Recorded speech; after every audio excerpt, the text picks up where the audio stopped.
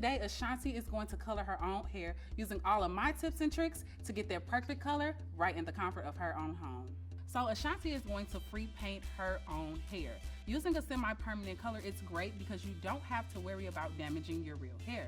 One of the benefits is that you can deepen your tones without having to damage or change the natural color of your hair. It's time to prep. Ashanti is now going to begin coloring her hair, but before she does that, she has to shampoo and towel dry her hair.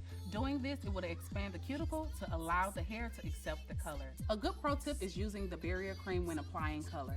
Just apply it to the perimeter of your head or any places that you're using color.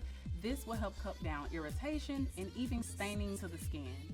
After Ashanti does that, she's going to go in and section her hair in 4 sections, working from the back of her head to the front of her head. Then you're going to take the product and begin squeezing the color into the bowl. You're going to use a brush to apply the hair color. Working in those 4 sections, she's going to part 1-inch sections, applying the color from root to tip.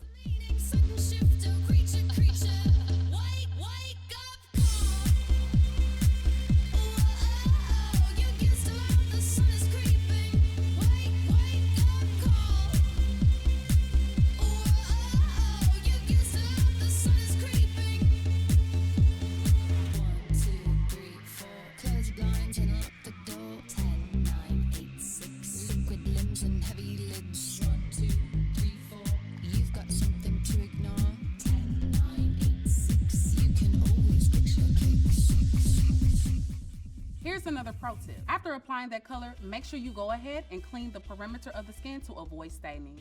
Allow the color to sit for at least 30 minutes.